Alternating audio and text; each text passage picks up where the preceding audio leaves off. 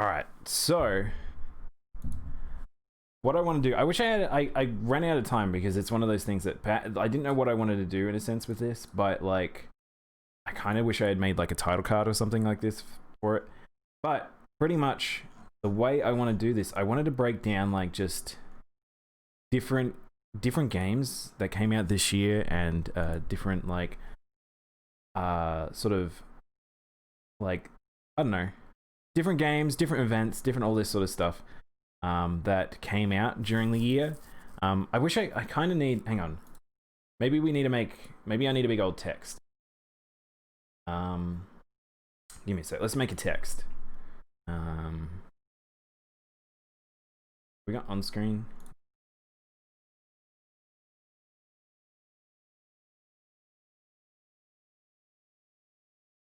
Change that to duplicate that actually. It was double me. Did you see that? For a second there was two of me.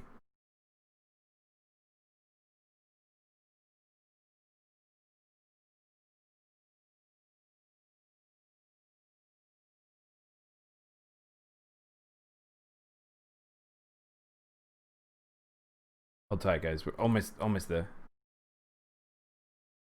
Might do it down here. We'll do it down the bottom. We'll call this I'm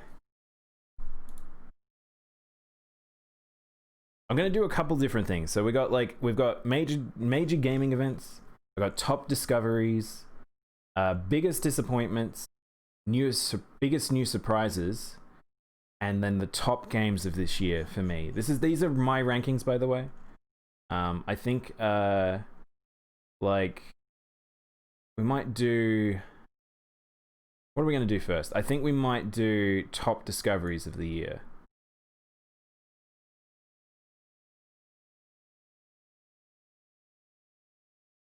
So, top discoveries of 2020.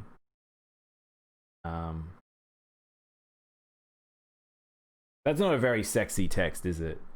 This is not a very sexy text. Let's make it a bit more sexy, shall we? Also, I noticed there's no music. Hang on, music's back. Music's back, guys. Don't worry.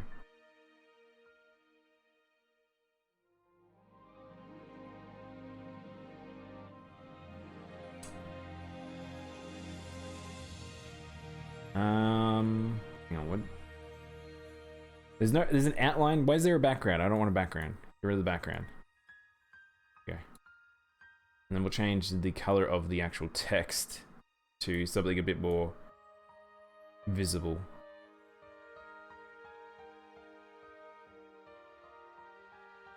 And we'll do gold. We'll do gold. Gold for New Year. And then we'll give it like an outline. How about that? Yeah, there we go. That's a bit better.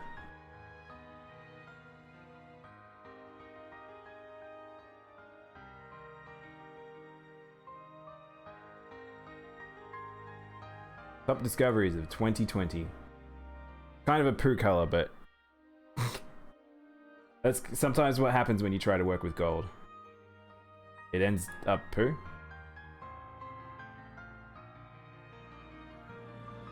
Let's try that. That's legible, right? Maybe I need to move it up here. There's a lot of stuff on screen. That's what it feels like right now. But we'll start with top discoveries. So we'll work from our way up. I think. So, top discoveries that I made during 2020.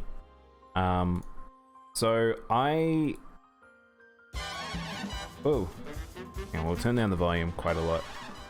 I might actually just turn off the volume in general with some of these games. I don't know. Do we want the volume or not? So, Cuphead is easily on this list just in terms of like games I played in this year that I absolutely enjoyed. Cuphead was one of those games that I avoided for a very long time because it's one of those things that sometimes when you've got like a challenging game, you know you need to set aside time to just, I need to play this game and just this game because I need to get through it. And not because you don't think you're going to enjoy it, but you know that you won't enjoy it as much if you don't set aside time to play it. And I'm glad I did. I think that's one of the best things about streaming. It's allowed me to sit down and force myself to play certain games. And yeah, I think this game was absolutely a gem. Like, I'm so glad I ended up playing Cuphead on stream. I think you guys enjoyed it too. I mean, the fact that the milky juice comment is now like just completely embedded in my stream, and that's thanks to this game. So yeah, really did enjoy that one. I do suggest people checking it out. Next up, number 9. I wish I had a better presentation for this. I just sort of whipped this together the other night. Owlboy. So if you guys watched my Owlboy stream, I kind of just fell in love with this game. Its art style is really good. The personality that this game brings a lot. But yeah, this was the game I did all the voices to, by the way. I tried to make as many unique voices to all the characters. And I just really did enjoy playing the shit out of this game. It's quite short, and I think it captured the heart of a lot of like Nintendo games. Like I felt like I was playing a Nintendo spin-off game at times, and it was just fun. I really liked it.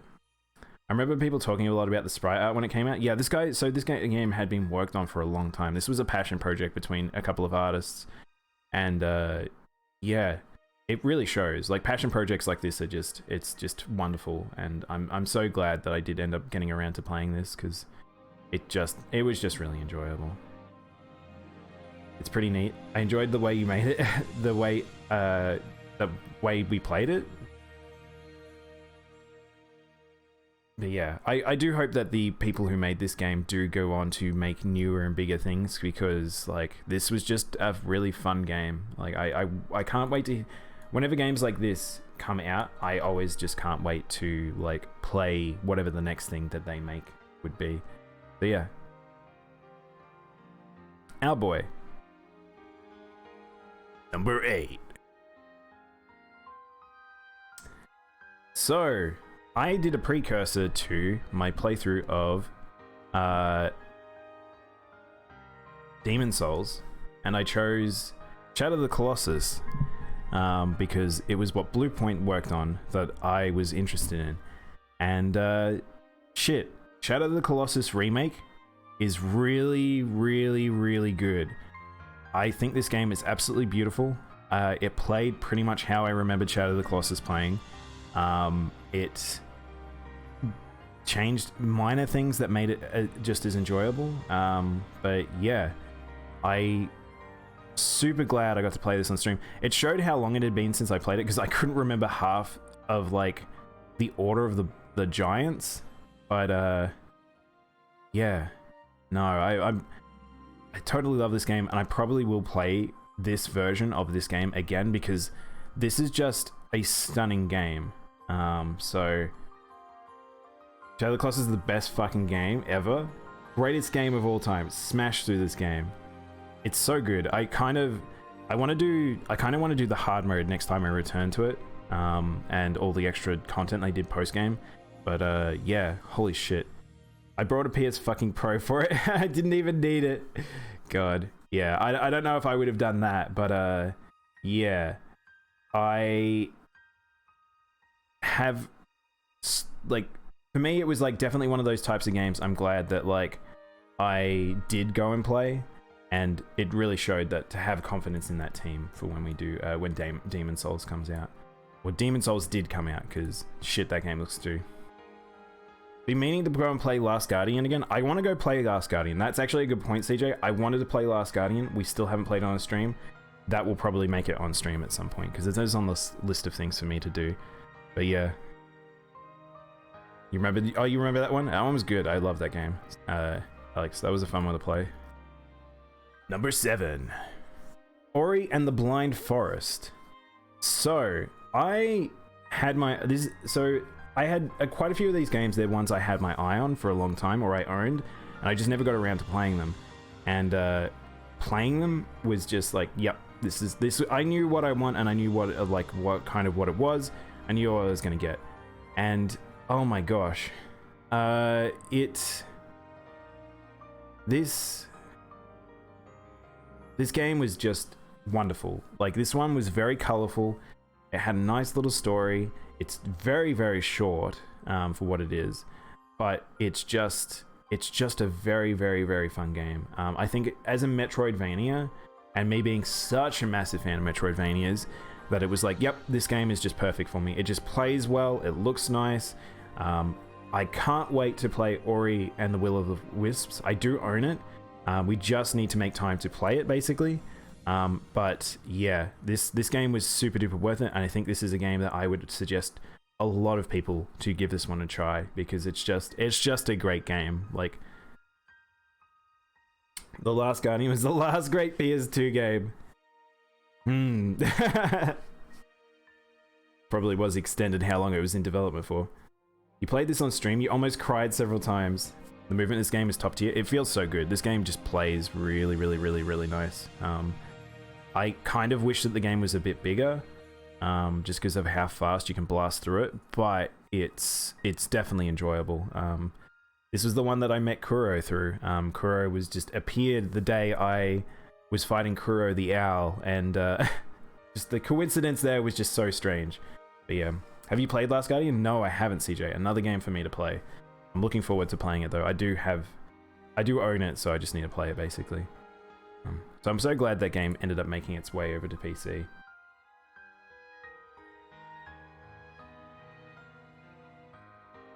It's a PS2 game, you'll see what I mean. Oh, I know it was in development hell for a long time. Number 6. A Hat in Time. Another one where it's like we kind of knew about it, we knew what it was. Like, in a weird way, these discoveries are mostly me visiting old games that I knew I was going to enjoy, I just had to set aside time. This is definitely one of them. I have a friend of mine who was obsessed with this game. He loved the shit out of this game. And like, I mean, example, CJ's gotten two sound emotes from this game. It's extremely charming. It constantly brought surprises. I constantly was being like surprised just what this game was. Like, it kept changing its identity continuously, and I'm not like in the same way that, say, like Banjo-Kazooie and stuff, but it definitely was inspired by those games, and I appreciate the share of this game. I think that it's weirdly unpolished and weirdly polished at the same time, but it doesn't matter because it just plays good, it's fun, it's just charming. It had so much to show off, and it's definitely, and again, similar to the game from earlier, this is one that I can't wait to see what this team does from here on out, because like they've proven themselves to be able to develop a full-on game that has just an infinite wealth of content and just is enjoyable all the way through. So yeah, it is extremely good platformer, extremely good boss fights. The boss fights are actually the focus of the game, surprisingly. But yeah. And that's A Hat in Time. I really did enjoy that one. I really do hope you guys do check out that game if you do like platformers, older platformers, I guess, because it is very reminiscent of the N64 days and the early PS2 days. But yeah. Next up's a weird one. Number 5. This one I put this higher on the list than I thought I would ever do, just because of what it turned into. Doki Doki Literature Club. So, I fucking hated this game, by the way. If you guys watched my playthrough, it took me so much to try and play this game. I was so not into this game. It took so long to get into what the game actually is. If you've never played it, spoilers, this game is not what it appears. This game is a horror game. And it is a very weird romance novel that just turns out it's meant to be not anything is what it seems, blah, blah, blah, blah, blah. Extremely trope and extremely predictable. And I pretty much knew how the game was going to go the entire time. I really was not hooked in. I just tried to get through it. And then the reason why it's so high on the list is at the end. I predicted pretty much what the ending conclusion was going to be and how it was going to go, and this game didn't do anything for me that was particularly interesting in terms of new shit. But then it did something that I'd never seen. I was streaming this game. I had a moment that I don't know if it was the stream community. A part of it was the stream community, and a part of it was the game. Some of this is the thing where it's like a very strange, like, series of events where it's like some people may not ever know the truth. I ended up figuring out what the truth was with what happened at the end of my stream. But one thing for sure was this game has stream integration. This has Twitch integration. It has Twitter integration. And I was absolutely dumbfounded when certain things started to occur. And we had certain events happen in our Discord. And yeah, it is a very, very, like, tropey game in a sense, and then it has like a lot of like horror stuff. Really, this game wouldn't have been that special for me if it wasn't for the end of that stream. That did something that that was probably the most magical streaming moment I've had, by the way, guys, with this game. And that's really why this is so high up, because I definitely wouldn't have played it if it wasn't from chat for like encouraging me to do it, and for the fact that when we experienced all this together, it was just the strangest thing. But yeah, if you don't stream this game, I feel you don't get the proper experience. It kind of felt like that, I'll be honest, CJ. It was very strange. I looked in your whole playthrough until the end where suddenly I was engaged with it. Yeah, it was very strange. I don't know. I got the perfect plan. Hey, Armin. This is the greatest plan. Dusk of the final day. It's actually funny you said that, because Seabass has been playing Majora's Mask, and he's been doing every day, a single day basically in Majora's Mask for the final day. So I don't know if he's going to be playing later today, or if he'll be doing it tomorrow, or he finished Majora's Mask yesterday. But yeah, Happy New Year. Hopefully, I think New Year must be pretty close for you, Armin, but yeah.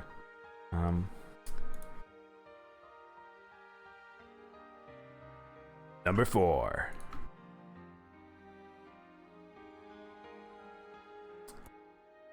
Bayonetta! So, Bayonetta, again, another game I've owned and wanted to play for fucking forever, because I knew I'd love it, but I just never set aside time to play it. The initial playing it, when I first played it on the Wii U, I sort of bounced off it at the very, very start. I don't know why, I can't remember why, but returning back to it, I was so glad I played Bayonetta 1 and 2 now. Bayonetta 2, easily better than Bayonetta 1 in terms of just as a game, in my opinion. Bayonetta 2 has a lot of rough shit, but both games are incredibly fun. Like, if you like action games, these are the action games. They are super, super, super fun. Very, very rewarding. I think that they're better on second playthrough, I'm going to be honest. I didn't do second playthrough on stream, but replaying these games are super fun. Like, when you have all your kit, it makes such a big difference. And that was one of the hardest things I had was, and I think Platinum suffers from a little bit, is first playthrough kind of blows because you have so few, and we'll get into it during the disappointment segment, but not having your full kit or not knowing exactly what is the powerful things, because usually in Platinum games there's like a few upgrades you get that changes everything, and Bayonetta definitely had that case. So yeah, it's 4 p.m. right now, so 4 hours to go. Oh, Armin. So yes, I will be on until you guys have New Year, so if you wanted to hang out with us in the Sapphires, you totally can, but if you don't and you're going to go do New Year's with your family and friends, have fun and enjoy yourself. Got ice cream? Nice. Congrats. Bayonetta 2 design much better than the first. I don't like Bayo's look in the first game. I actually like Bayonetta 1's look a bit more. Oh, no, that's not true. I like Bayonetta 2's. Her outfit's very nice in 2, but yeah. Gimme, chicken tendies. Hey, Rainbow. Be they crispy or from Wendy's. Spend my hard-earned good boy points Silver. on Kids Meal Bull Pit burger joints. Hello. I think the bot was talking at the same time. But yeah, I kind of wish I had played this on the Switch because I played on the Wii U version, and oh my gosh, my wrist. It really messed up my hand, I'm not gonna lie. The Wii U Pro controller sucks, and that's probably one of the things that held back this game in some regard for me, is I kind of want to get this game again on the Switch just because of just the controller alone, but also there were some frame rate issues and things at times, but this game is, especially Bayonetta 2, Bayonetta 2 was a real fucking looker. The color, adding so much more color to Bayo 2 made a massive difference, and yeah. If you're an action game fan, definitely play the shit out of this game. They're so good.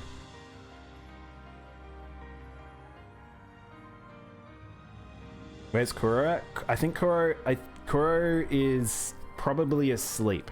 Because Kuro messaged me last night before New Year's had broke, and that was very late, so I assume Kuro was up quite late last night. But yeah. Number 3.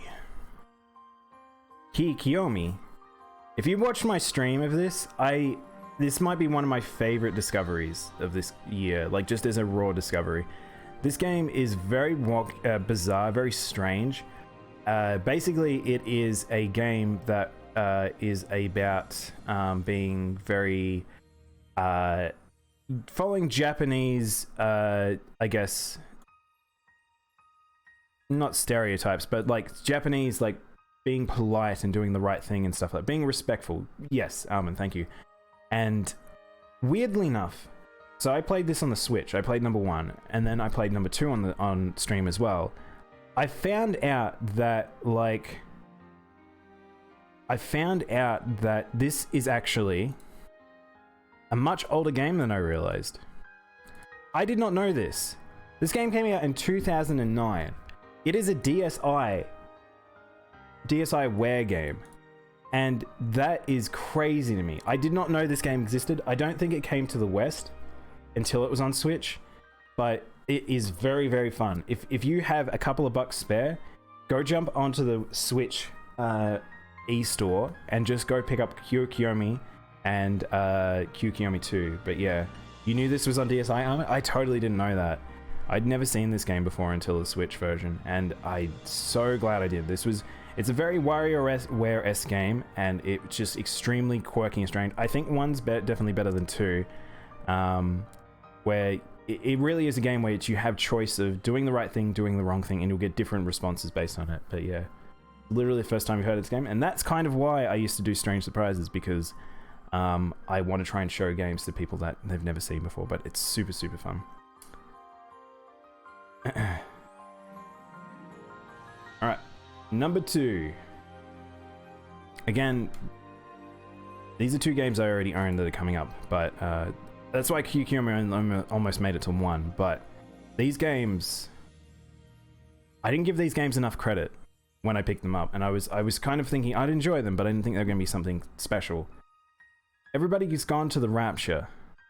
Everybody's Gone to the Rapture was very, very good. It threw me so hard. I didn't realize that the game would be so focused on, I guess, science and science phenomena, and just a quaint little English town. And I'm just kind of thrown back by this game, because I really did enjoy it. It was very, very heartwarming, very sad, very human. This game is probably the most human game I've played all year, and it's nice to have those moments where you just sort of like can experience something that only really, in a way, sometimes feels like this was a walking sim. And story-focused games need to exist for this reason, because like it takes the time. This is a walking sim that is very slow. This is a very, very, very, very slow game, and you had to take your time with it, and it was just, your walking speed was terribly slow. The big thing was like, I didn't know I could run. The run's still not very good, but the run was definitely like, would have helped, but it was a very slow game because of it. Someone who's been here the entire stream's archive jail. That's true, Armin. I don't have time for that. Tazzy scared. But yeah, if you guys have the patience for a walking sim and you are a bit open-minded to sort of story and wanting to explore some ideas, I do suggest everybody's gone to the Rapture. I think it was just a nice, charming game. But yeah, adult shit sucks. Adult shit does suck.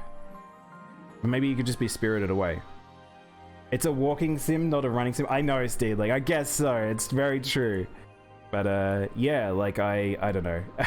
I just kind of wish that I had spent a bit more, like had got to spend more slow time with it rather than doing it on stream where I was trying to keep up a brisk pace. But number one, this might take people that I'd surprised. My top discovery of this year was easily Rhyme.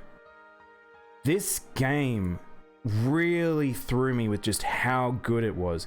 This is a wonderful, wonderful game. I think it's just very charming. The puzzles are very good. But... oh god. It's... oh my god, that was from that stream. Oh my god, I forgot that's from that stream. But yes, definitely this game, especially when the story starts hitting and figuring out what it is, and it was starting to click what it was as I got into it, and this game, you guys know that's actually what I did to your mom last night. this game was just so charming and sad, and this one got me. This one is probably the game I streamed where I felt quite emotional while playing it, because the finale is so heavy and something that I hadn't quite expected when I first started this game. But it was really worth it, and this is my game of the year to advise people to play. This is a game that I think everyone should play. I think it's just wonderful. I think it was so good. This game gives me very Fumito. It does, yeah. You should play it, man. It was really, really good. I think it handles that. It's very similar in that regard, actually.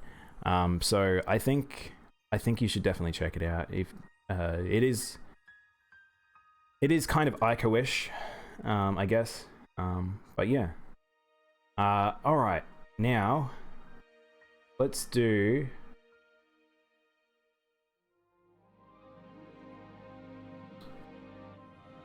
biggest new surprises, shall we? I'll change the title.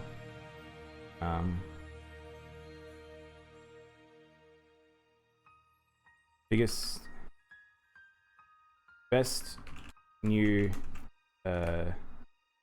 was it discoveries? What did I type? Surprises.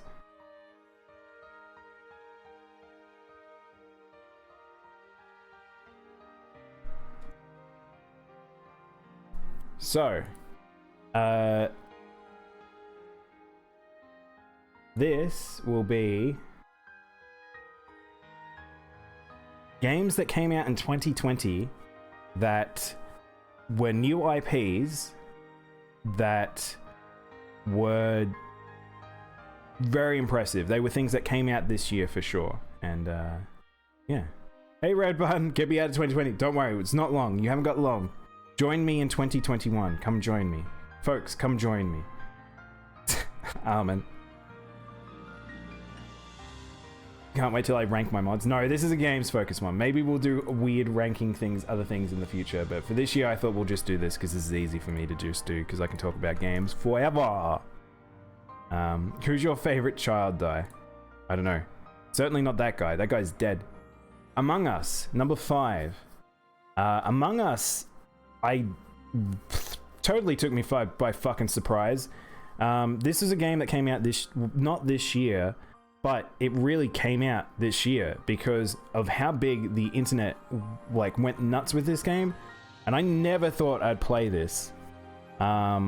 This game was just fucking crazy in terms of how much is exploited. This is one of those, like, this is not because of, this isn't not a surprise for necessarily for me, for like just me. This is a surprise in the entire industry, because this blew people away in terms of like how much people during COVID had found something that they could play with their friends and everyone could play it. It really, to me, because it's like I played lots of games like this, it just made sense, but I could never have anticipated just how fucking big this got.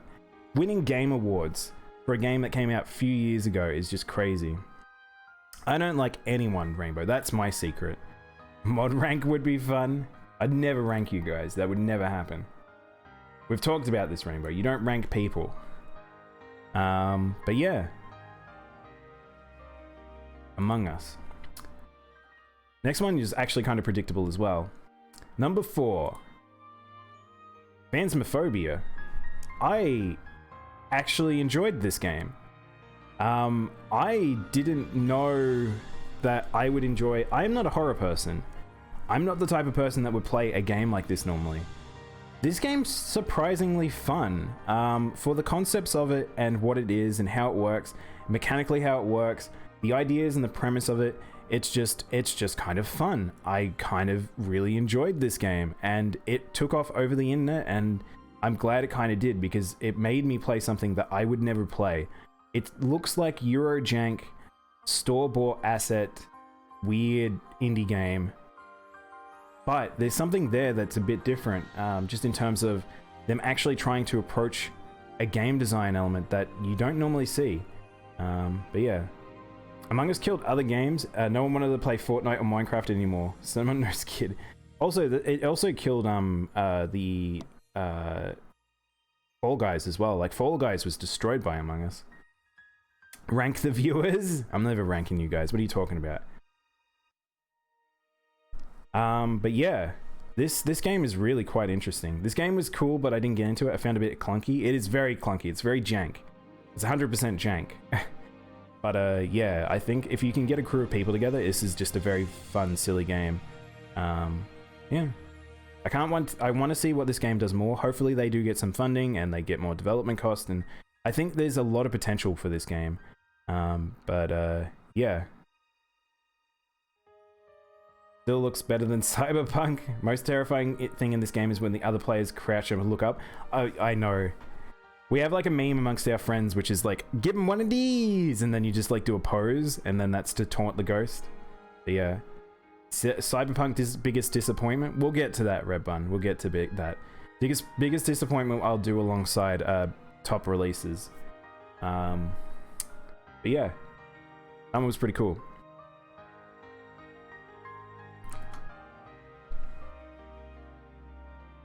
Number 3. Helltaker. Holy shit. This game came out of nowhere. This was so bizarre. I did not follow the artist who made this. I did not really know that he was developing it. I love his art style. This was such a fun little game that I played through all on stream very quickly, and I just really like this. And it's one of those things where this became like an internet phenomenon. For how small this is, the internet absolutely fell in love with the designs, the concept. It was just a really like fucking internet surprise game. And I'm really... The horniest safe for work game. It really is. I'm not gonna lie. And that's probably why a bit of its success. But the presentation of this game is really good. I think that the ideas of... that is sort of this is a nice little composed game. It doesn't need to be more than what it was. And what's funny about this is because this can leapfrog this guy's career super easy. But the other thing is, this guy also says it's like, because this was free. Just by the way, guys, this game was free. A free game that looked as good as, played as well as this, had this amount of presentation, mostly was basically like a Flash game. However, he basically said, I did this not to make money off the game. I did it to make money off my art and all the stuff. So all the extra content that you could go buy from this guy, like if you've played this game and you enjoy it, maybe go think about giving him a little bit of money for his work on this, because this game was just... I really want to see what this guy does next. It was just a really cool surprise. Oops. So... Number two. Number two is actually a bit of a weird one. Genshin Impact. So this is a game that I never played the original Honkai Impact, and that was supposedly a extremely good action game for a mobile platform, and it looked really good, it played really well, loaded really fast. I never played it. Had a terrible gacha system apparently, but this game, holy shit, this is a free-to-play game. I can't stress enough that this is a free-to-play game. This game is so bonkers to me that it's free to play. This game has a massive overworld, open world exploration, loads very well, looks really good, plays really well. It has a decent story. It's well voice acted in Japanese. It's so crazy to me, like, that this game is free, and I want more games like this. If this can be something free and they fix up their monetization a little bit, maybe this might be the future of gaming in some way. Like, if more things happen like this, we could see a new line of fucking games. Like, yeah. Think Breath of the Wild, but anime. It's not really, the thing is though, it's not really Breath of the Wild. If you play it, it's probably closer towards more, I was gonna say ARPG. Like, it's more open world. Like, it's more, actually, I take that back. It's more like a Korean MMO. If you've ever played a Korean MMO, you've probably played Genshin Impact, which makes sense because this game is very much like that style of game. Like, it's for that audience, and it works really well because of it. It is kind of pay to win, just in the sense that the gacha can be a bit shitty. Like, you get free characters and they give you a lot of free stuff, so you can just play easy. Like, it's not going to be hard to play the game, but if you want particular things, it's going to be hard to get them. And that's the only real criticism I have for this game. Out of all the things playing this game, I think it's so not...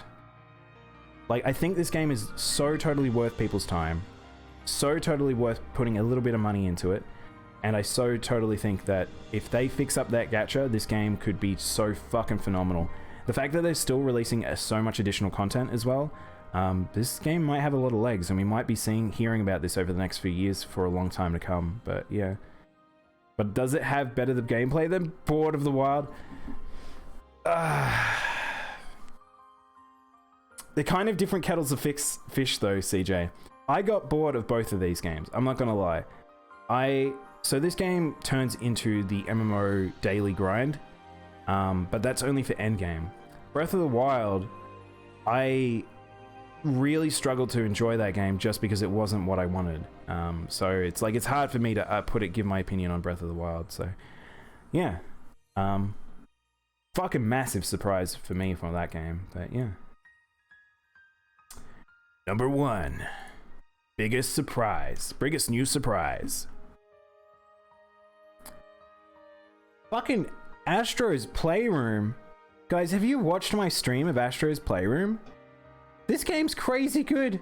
Why is this game so good? This game has no right to be as good as it is. Astro's Playroom is now, might be one of my favorite games of the year because it's just so enjoyable. As a Sony fanboy, from being like a kid, I've had every Sony like console, not handheld. Having all that nostalgia bundled up into a very good platformer that's very colorful, very cute, but then it's really good. Like, it's a tech demo game. Like, all the things that it shows off with the controller makes me super excited for the next generation in terms of what the PS5 controller can do. If people utilize some of the stuff that is shown in Astro's Playroom in a very effective way, that's really exciting. Very unlikely that they probably will to the same degree that this game does, but that's, I mean, even more of a reason why you should play this game, because this game has something that you might not see in other games. It is constantly like different, it has so many different play styles. It was just a joy from start to end, very short and sweet, where you can just enjoy it and then you can just come back and maybe just play around with it. There's extra modes. This game is so fucking good for a free title that came with the PS5. If you ever get your PS5, please play this game. You are doing yourself a disservice by not playing this game. It is that good. I really, really, really enjoyed my time with it, and yeah, I really hope that more things either do something like simulate this on console releases or represent tech demos as well as this. I think more tech demos that are given directly to the player, I think that's just a good thing to do. This game has probably the best fighting. Some Breath of the Wild has some great exploration. Yeah, I actually think that Genshin Impact has better exploration, Armin. I'm going to be honest. Genshin Impact has some really satisfying exploration. The world's a lot smaller though, so. The opening hours of Breath of the Wild are so good, but they're just tanks. Keen for a sequel, see what they do with it. I hope so. I hope so, CJ. I really hope Breath of the Wild does something more impressive in the future. But yeah, what are we up to? Okay. This one is a bit of a weird category. So this is...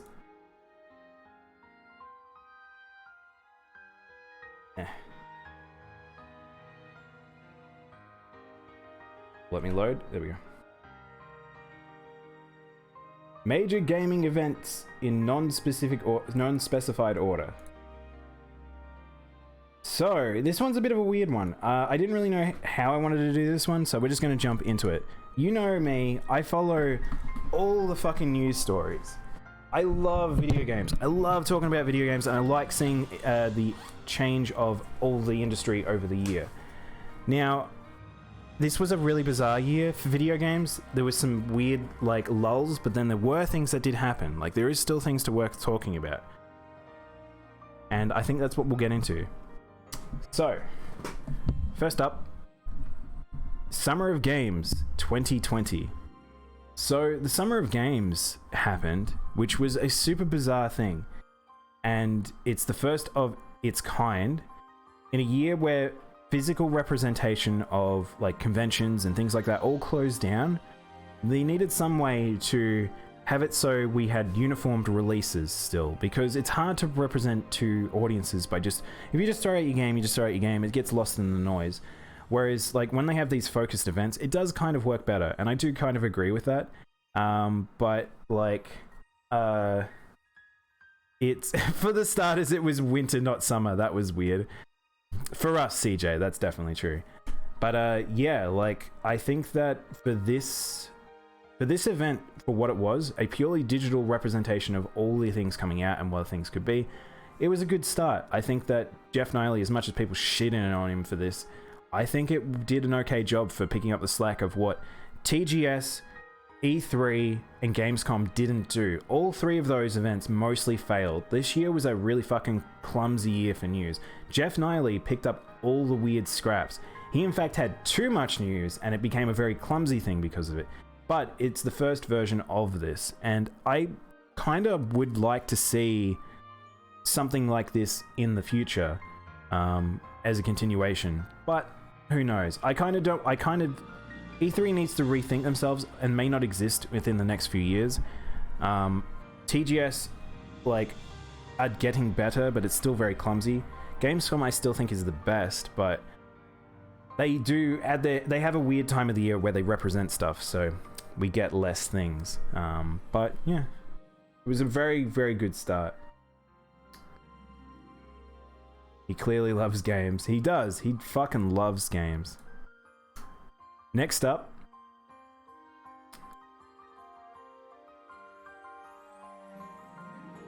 Unreal Engine 5. So the Unreal Engine 5 engine was revealed, and they showed off this tech demo. We won't watch through all these people, but this was probably the first glimpse for a lot of people what, not even next gen. This is next gen. Like, this has something that's been in beta for a little bit for some people with Unreal's development kits, but this is only now becoming very public and what they're going to be doing with it and blah blah blah. And this is fucking insane. If you have not seen what games on the PS5 look like, if you've not looked at what Unreal 4 has been pushed to be able to do, this might have come as a bit of a jump in terms of technical splendor. Now, tech demos like this are always running on the most top end things. but just as representative of what could be in video games, and playing the PS5, super believable that this is going to be not that far off, is fucking crazy. This stuff is crazy. And there's particular moments in this that represent, like, they show off so much different stuff. It's from lighting to load times to render distance to sound design to lighting dynamic nature. Like, there's so much stuff here that just sort of blows my mind. And it makes me very, very excited. Like, this is probably the most excited I've been for the jump in generation in a long time. And we're kind of here. Like, this is kind of snuck up in a sense. Like, I knew about this stuff coming, but it's like not to the like degree like that this shows. And there's one particular moment which I might skip to that's so fucking crazy to me that I just can't get over this moment still to this point. And I can't wait to see this in a video game. The lighting is phenomenal. There's a reason why we're starting to see video games being made in engines and stuff like that. And hey Gormu, I don't like Jeff, but and I respect what he's trying to do. But hey, no one else is trying to do what he does. Yeah, I 100%. I think people give Jeff a lot of shit, but like, there's a couple of people in the industry that are very notable heads, and it's like they do believe in the industry. They believe in the industry so much. So yeah, need to uninstall Flash. Now's the day. Hey Zero. But yes, this moment here coming up blew my mind. This is all being rendered. This is all in engine. This is all something that could be.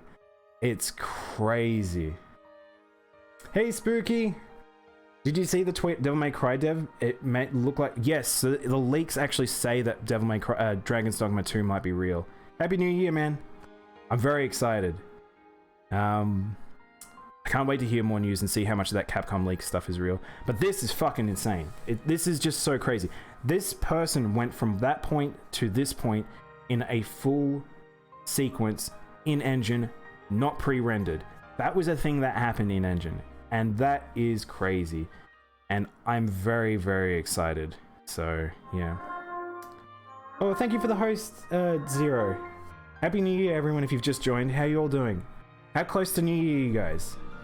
I'm assuming it's very close. I'm in 2021. Me and CJ, we're dancing it up in 2021. We're free of 2020. But yeah, we're now just doing a year in review at this point. It was, but just some progress. Yeah, I can't wait for more news, Spooky. Flight Sim has been letting you do that for ages. Not to the same degree. CJ, that's something completely different. The new Flight Sim looks very impressive. What is happening in that engine there is crazy. With the level of detail they have on all the models, and no level of detail transition that can be noticed within that trailer is bonkers. But yeah. So again, this isn't in order. This is just various news pieces. So I really want to know what day in January Monster Hunter is coming out. I don't know. I'm the same, Gomu. I can't wait. I'm really excited. We'll get to what I'm looking forward to soon enough. It's 8:30 p.m. here. Oh, getting close. Are you gonna go celebrate on your porch or anything, Zero? It was very weird here because we had to wear masks again. I didn't talk about it, but yes, we had a thing where post 5 p.m. everyone had to wear masks because we had a bit of an outbreak in the major cities and stuff. I feel like we're pretty stacked for games this year. Yes, definitely. Especially looking forward to the Medium. I knew you would like the Medium. And Monster Hunter, of course, yeah. It was exactly what Flight Sim did. That sounds like a discussion for another time, CJ. But yes, it kind of does. It kind of does. Apple removed Fortnite from the App Store. So I brought this up many times throughout the year. This became Apple versus Epic became this weird ass fucking thing. And this is a lawsuit that will keep going until next year. But there was a lot about it. There was a lot of back and forth. We've actually had Google get involved and do some other stuff there. There's like, Apple probably will lose this battle. But it's very weird to see two giant figureheads of the gaming industry well, one gaming, one just app store, butting heads. So corporations v corporations is sometimes funny to watch, but hopefully customers do not get fucked over by this decision. We just grilled some food for dinner, nothing big, just family that lives here together. Oh, that's nice. That sounds comfy. I think that's what we need right now, Zero. I think just comfy relaxation get-togethers at this point. You don't need a lot of people, just enjoy your time with the people around you.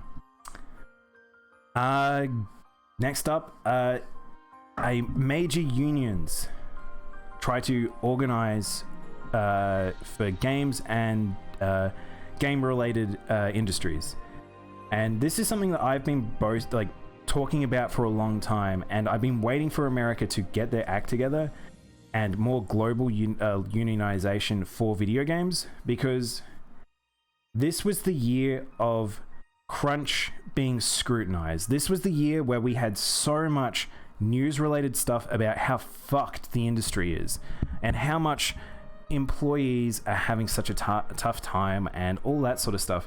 And yeah, it started.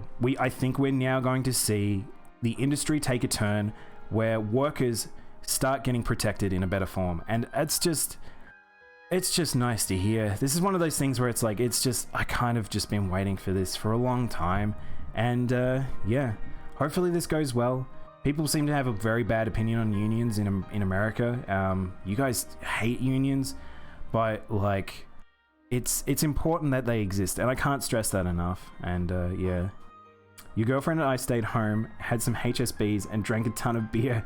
And a lot of people in our area set off fireworks. Yeah, we could hear people setting off fireworks here, but we couldn't see any. Hopefully next year we'll be able to find some. Wendy's computer said no time to crash. That's okay, Rainbow. Welcome back. We've been staying at home still. Hope things get better. I hope so, Zero. I hope you guys it all works out. You might be indoors for a little while longer. I drank nearly 4 liters of beer. Jesus Christ, CJ. You machine. So you might notice a build-up as we go into these. The 9th generation has officially released. We now have the Xbox Series X and the PS5 and the Switch. We now have the next generation of consoles all out, and yeah, pretty fucking big. Like, the biggest part about them, which is funny, is because of COVID and all the development stuff, we have not like it's one of those things where you have not enough going around for people, and it shows just how popular. And I've talked about the sales numbers are pretty fucking crazy, and it's definitely one of those things where we will probably see those sales figures still just go up and up and up and up and up, because people really want to play video games. So yeah, it's exciting. I can't wait to see what this generation has to bring, for real. Very exciting. Microsoft needs to know how to market things. Yeah, they kind of fucked up this start of this generation. This generation's release was really weird. That's another thing about this, was this should have come out earlier or later, but if it came out later, that would have been even weirder. It's definitely one of those things where this generation is off to a weird bumpy start for sure, but excited to see what it does, that's for dang sure. Oh boy. Cyberpunk. So Cyberpunk will probably come back in the next segment, but yeah, Cyberpunk really fucked up. Like, holy shit. CD Projekt Red was definitely the punching bag for this year. Being a AAA game that people were waiting for so long, and it kept getting pushed back and all these problems, this game was in super development hell, and it showed. It came back in power, and holy shit. These come about every few years and stuff, but like definitely this one hurt a lot of people. Like, people are pretty scorned over this, and CD Projekt Red are probably going to pay pretty dearly for this, so we'll see. Wendy has a fear of fireworks and has been going for 2 hours now. She is panicking. Wow, 2 hours. That's crazy. Hey, Sunflower. I was going to say Snowflower. How you doing? Thank you for the boop. We're just going through some year in review. But yeah, CD Projekt Red. The Me Too movement. So, on from the union-related stuff, there was a few other things that happened throughout the year that was trying to do in terms of protecting people and encouraging people. A couple of these will get into more real-world territory and outside of video games, because the video game industry takes place in the real world. It's impacted by real-world events, and definitely the Me Too movement, you saw it. And games, if you're a video game person, you probably know, you've seen stuff. Not within just like the industry in terms of development, but also people that are involved in various communities and playing games and all that stuff. And yeah, there was definitely moments throughout this year where it was made known that things needed to be changed within the video games. And yeah, even on Twitch, like even up over here on Twitch, we had stuff. So yeah.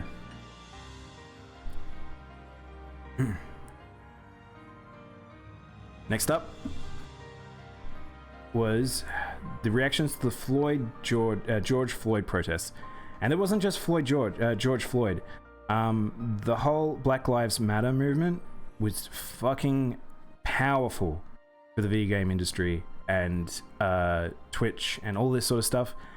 Was definitely an event that we felt the waves throughout the entire world. And like, it's one of those things where it needed to happen in the sense that things needs to change, and the industry needs to acknowledge that they need to be involved in these things, and they did. And there were different parts of the games industry and Twitch and all that sort of stuff where you saw it. Like, this was not a thing that just sort of happened in a closed, like, corporations didn't step away. Some of them got involved, and for good, like in good ways, in bad ways, but it definitely was something that happened. And yeah, this has been a crazy year, and by far the craziest global event, COVID. Now, this is the elephant in the room, and I've talked about it a little bit already in a couple of other discussions, but this is the reason that probably people are wanting 2020 to end in a sense, and it's unfortunately not. It's not as simple as that. This doesn't go away at the end of this year. A couple of these things don't go away at the end of this year. These things go on, and COVID, for sure, was the thing that rattled this entire generation beyond measure. Like, this is something that it was. I remember when I started streaming, and then like I remember when I started streaming, and it happened, and I was like, I didn't want to talk about it. I wanted to talk around it because I didn't want to be like a downer. But there was a degree of, we had to accept that this was here and it wasn't going away. And yeah, like, holy shit, this is insane. And you definitely within the games industry knew that it was here, between the consoles being slowed down in release, between games being delayed, from studios basically shutting down operations, people working from home, people not being able to actually go to stores to buy games physically, the fact that things were selling out like crazy because people were desperate to get particular games, the fact that couch co-op was bigger than it's ever been before, games like Among Us took off, games like Fall Guys. This shaped this year's video games. Coronavirus is easily the thing that shaped this year's video games, and that it's silly to not think about it in that way. And we will have this in the history books for not just video games, but for like global event. This was so fucking massive, and you all know that. We all have to live with it, but it's one of those things that it will be within our memories and have changed the landscape of the world for sure. But this all pales in comparison to one massive event that happened.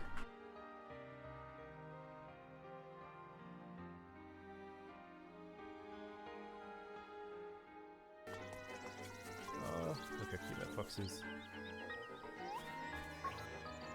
I guess it's meant to be a dog. Yeah, 2020 get started. is the year I started streaming. 2020 is the year that I finally decided now is the time to start streaming. Play a older style Zelda that's a bit slower in movement. It's very weird to hear my voice. I like that I also almost haven't changed in terms of how I present the streaming. My old content I feel like is not too different to what it is now. The toy look of this game still. I was so nervous. Just to say, when I first started streaming this game, I was so fucking crazy nervous. Now, if you want to find any of these old streams of mine, they are over on YouTube. I've archived everything. But yeah, it's just fucking crazy. I can't believe that I started streaming this year. And I'm really enjoying it. And I hope I don't stop. It's just, I love this. I love it to death. I love streaming so much. Look at me. Look at my little dumb face. We can watch ourselves, watch me, watch you. And this number still bamboozles me. 540 people. 540 people. Oh look, hang on. We could watch. Uh-oh. Oh no. This might get a little weird. Why is it keep jumping down? I don't know what's going on there. Oh well, this is getting a little weird. I got burned by some hype this year's back with AC3 came out. I never got excited for anything. You can't be disappointed. That's true, to some degree. I think you just need to temper expectations. But yeah. COVID issues in 2022. Hell, Africa is probably gonna be dealing. Yeah, I know. This is kind of scary. I've been loving your gaming news streams. Thank you, Spooky. I appreciate it. I love that I've met all of you. That's one of the biggest things about streaming is just finding all you guys and just entertaining ourselves. But yeah. Oh no. This might get a little weird, guys. You ready to get a little weird? We're ready to get weird? We're ready to get weird? Ready to get weird. You felt like my voice was very shy. I was kind of like very nervous in the initial. Oh god. I agree you should put us on the YouTube news.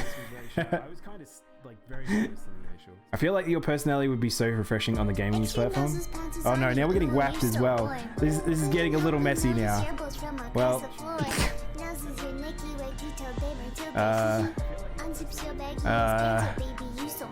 oh no. This is gonna be infinite WAP, isn't it? This is where we're at now.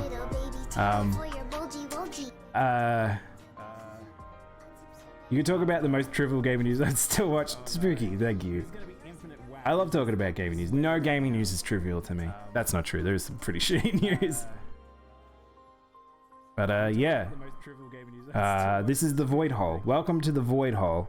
No gaming news is trivial to me. That's not true. There's some pretty shitty news. But yeah. This is the Void Hole. Welcome to the Void Hole. The thing is, I don't think I can. Oh my gosh. That was so loud. I turned it up to try to hear that. Oh my god. I kind of wish we could hear more in and get really, really warped and really distorted. But yeah. 2020, as much as it's been shit in some ways, I've loved it because of this. I loved streaming. I loved being able to do this dumb shit on stream. And yeah. I think now we are up to the worst games and the best games of 2020. You ready for it? So most of these I've tried to pick only titles that like actually matter for this year. Not matter, sorry. Have been released in this year. But best, worst games 2020. You ready for us? So there's much less worse than there is best. And I kind of like it that way because I don't like shit talking things. I really don't. But these are the games that I played this year that were big disappointments, not disappointments, but here we go. Let's start with the best 10. Shall we?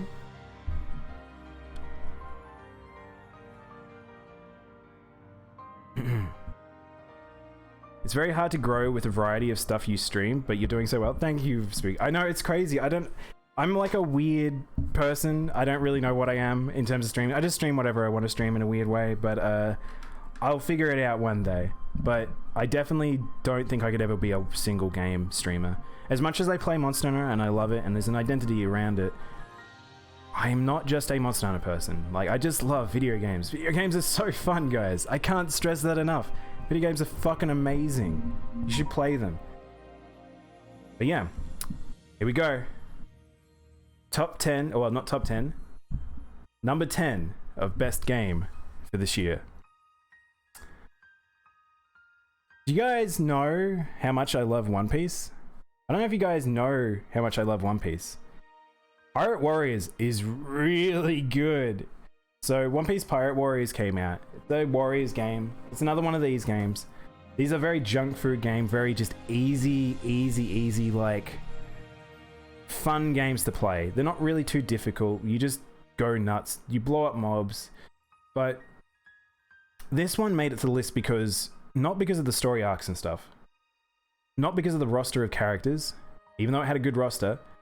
The game had a really fucking good, refreshing thing in the game, which is aerial combat, and improved the shit out of the combat.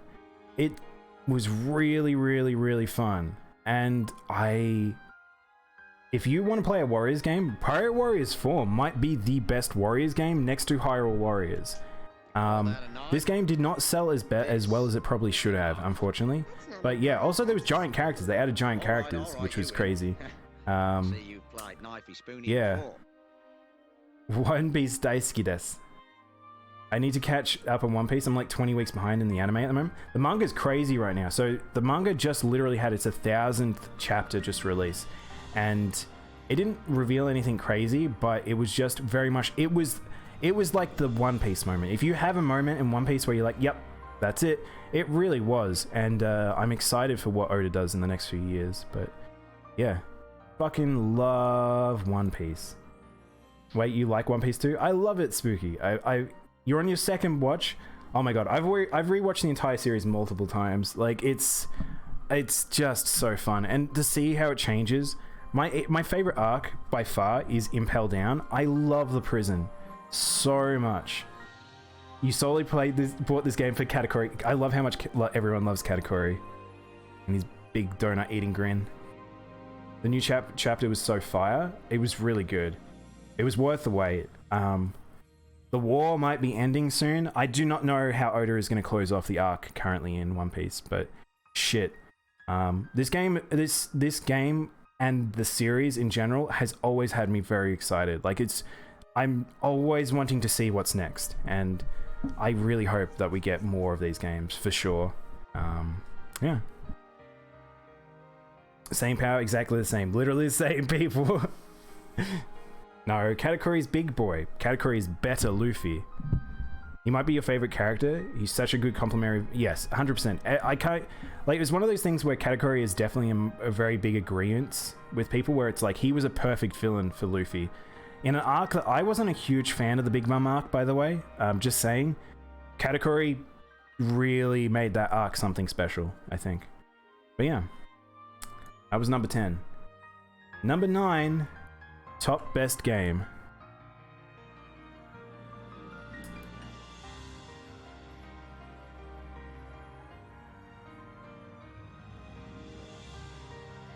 Ghosts of Tsushima.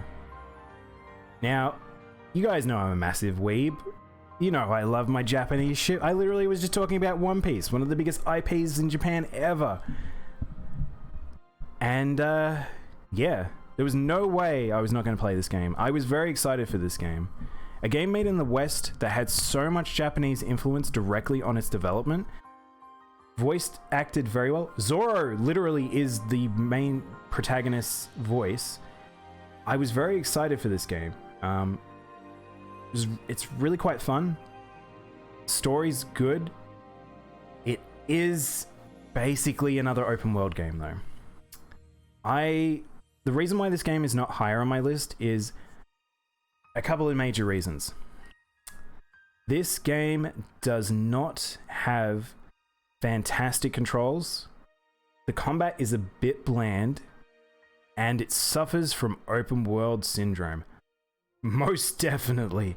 It really suffers from open world and kind of sucks. I wish this game was something even more special than what it turned out to be. After playing something like Sekiro, and Sekiro being so amazing in terms of being a ninja, this combat was a bit lackluster and everything like that, but in presentation, in visuals and cinematic and all that stuff, they knocked it out of the park. This game is fun, wonderful if you're a fan of old samurai movies. There's so many references. I can't express just how many references there are in this game. And it makes me want to travel to Tsushima in real life to just kind of compare just like what did Japan look like in those areas at that time versus now. And it's really cool. This was a really cool historical game. As much as it had some crazy bullshit in it, but yeah. 1 second, I need a drink, guys. Water 7 through the end of the war was such an amazing... Yeah, Water 7's amazing. I love Water 7. You need to come to Tokyo, man. The One Piece amusement park. I know, Spooky. I know. I need to do all that stuff. God, I really do. I binged One Piece 4 months back when I had 517 episodes and the selection was incredible. Yeah. Katakuri and Sanji carried the arc for 100%. I completely agree, Spooky. I fucking hated there was no Japanese lip flaps. Oh, flip flaps, right? Yes, that's a little weird about this. Was playing in Japanese is that it has no lip sync to Japanese, so it's very weird to watch a Japanese character that looks like a Japanese person speak Japanese and they're mouthing English words. It messes with my head quite a lot playing this game. But yeah, I feel like if Sekiro, if you dipped Ghost of Tsushima in hell for a few seconds and took it back out. That's true. I like that, Spooky. But that's the thing. Sekiro is a fantasy world, whereas Ghost of Tsushima is meant to be historically accurate. Mostly, it's very, very representative. It's kind of like Assassin's Creed sort of thing, where they have a lot of creative liberties, but definitely not the same as Sekiro, where it's completely a fantasy world. It is a pretty open world game with very little to do in it. Yeah, it kind of sucks. It's very the open world issue I find with this game. But lurking and listening, you're gonna while running for a bit. No problem, Spooky. Enjoy your run, man.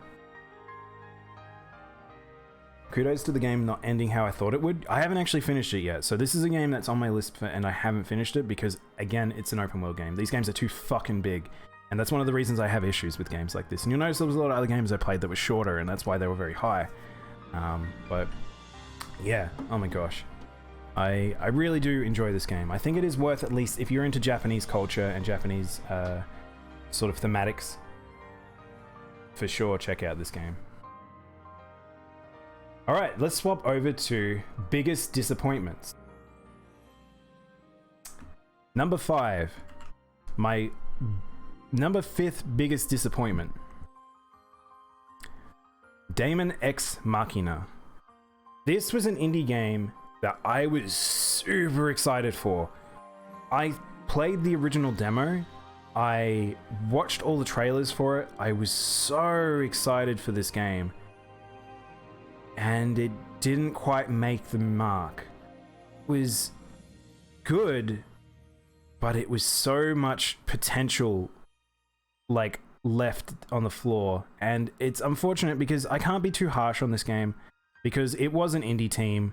This is their first major IP doing something like this. I think if this turns into a series, that'd be really fucking exciting. But the way they sort of did the world and the story, probably unlikely.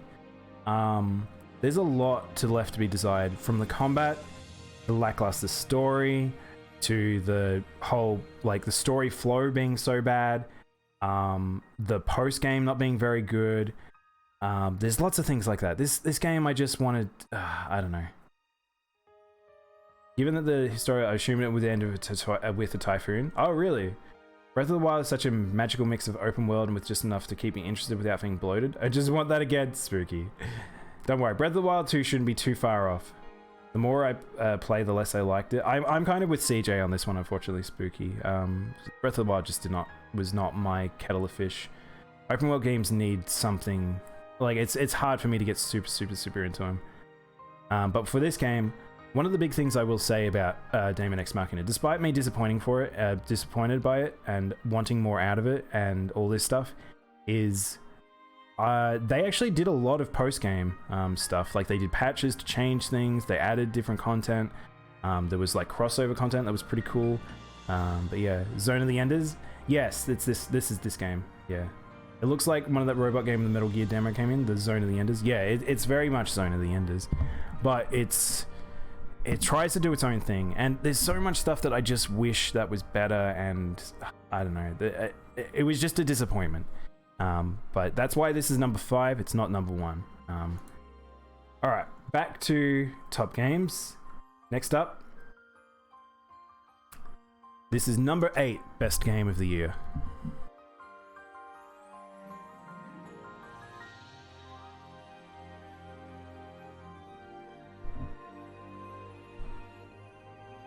Grand Blue Fantasy Versus. What a fantastic fighting game this has been. I also noticed that we have no chat. We have had no chat music for a while. Oops. Oh no, we have had chat music. I just can't hear it. I guess I can't hear it. I don't know. Something weird's going. Let me know if you've got weird no music, no nothing. Grand Blue Fantasy Versus is made by Arxis, so the Guilty Gear team, the BlazBlue team, hired by the Grand Blue team to make a fighting game that was accessible for a lot of people, and they super succeeded. This game's really good, like for people who like fighting games, and for people that are not very good at fighting games, this really is a good mishmash. It feels really fun to play. They combined motion inputs and button inputs to make it so you can play 2 styles of gameplay styling and both feel very, very satisfying. It's definitely one of those things where you probably should be using button inputs more so than motion values. And but yeah, the character art's nice. This is what Grand Blue looks like. This is the thing. Grand Blue has some extremely strong character designs. Grand Blue is one of my favorite looking RPGs ever, and it's a mobile game. And getting a full-fledged video game in the form of this fighting game, was just super happy. That's why I'm really excited for the Grand Blue RPG to come out, the one that was going to be made by Platinum, but it's no longer being made by Platinum anymore. But yeah. Cygames made a very, very, very, very good choice here by picking up not Platinum, Arxis for this. Wait, are these sprites or 3D models? Bit of both. So if you've never watched how Arxis makes their fighting games, that is a very fun watch. They do some crazy ass fucking tech. They're mostly 3D, but they are very, very, very, very, very clever with how they make their animations. They really wanted to make sure it feels like a 2D fighter. They wanted to feel like you're playing a sprite game. So go watch how Guilty Gear is made, or Exard is being made, and yeah, it will illuminate a lot of stuff in some of the tech. They are first in class. Arxis, top of the line in terms of making fighting games, top of the line in terms of making visuals. And yeah, if you want to compare, like if you go watch Dragon Ball the game versus Dragon Ball the anime, and just all paneling and all that sort of stuff, amazing work. Number 7, top game of the year. BlazBlue's 2D, yes, yeah, they came from Sprite. They were mostly Sprite until Exerd came out. Grand Blue, not Grand Blue, Genshin Impact, another anime one. We've already talked about Genshin Impact earlier. I think this game is just very fucking good. I enjoyed my time with it quite a lot. I got a little burned out from doing the end game. Very grindy, very MMO-y, very gacha heavy, but again, fantastic game. If you have not played Genshin Impact, I highly suggest you go play Genshin Impact. Really good. Really fun. Oh boy. Biggest disappointment, number 4.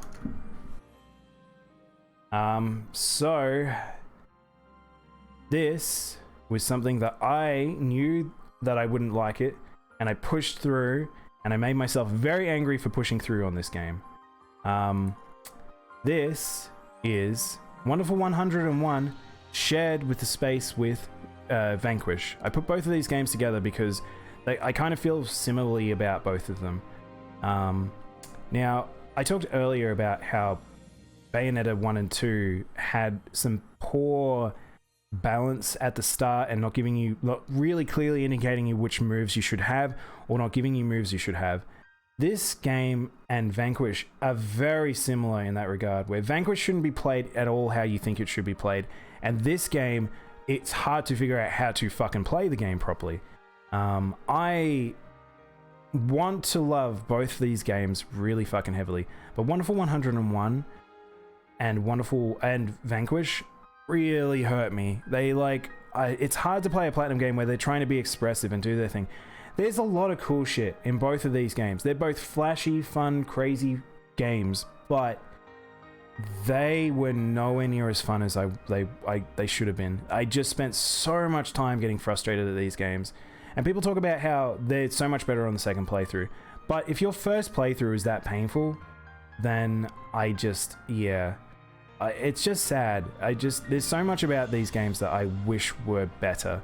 And it was such a strange thing when these were the games that Platinum decided to bring over to the Switch, and then that got kickstarted and people put money into it. I was like, you're not going to enjoy this game. This is a game for very particular people. I do not think that a whole heap of people would enjoy these games. So it was very, very strange that these got kickstarted and brought over to the Switch. But yeah, I watched a Let's Play of Wonder Woman, but I don't want to play it. Absolutely fun spectacle. Exactly. I think that was the thing. This wasn't a bad one to stream in the sense that I think people watching it probably would have enjoyed it if I wasn't such a Debbie Downer about it. I was so upset. This is probably the only stream that I do not suggest you guys watching, because I was so negative on this game and I just didn't have fun at points. There's very few games I've played on stream where I forced myself through it, and I would say this is one of them. And that's sad to say. I can't believe I have to say that about a Platinum game, but unfortunately they do have a weird hit and miss record where it's like, I love most Platinum games, but they do have some pretty bad stinkers. And Vanquish and Wonderful 101 definitely fell into that category. Alright, back to the good. Number 6, best game I played this year. We've already seen this one before. I actually talked about it before, and it was my biggest surprise of the year. So this sort of exemplifies how much I enjoyed the other games I played this year. Astro's Playroom is back again. Astro's Playroom was really good. Like, really, really good, guys. This is my top number 6 game of this year, I think. And it was really fucking fun. I just really enjoyed this game. I might play it again in the future. I might go do the Platinum Trophy. It's just a wonderful little platformer. Wonderful tech showcase. It was just free on the PlayStation. Just easy to jump in and play. And yeah, I think that you guys should check this out if you haven't already. So yeah. Number 5, top game. Something that should have been higher. Something that we were waiting for a long, long time.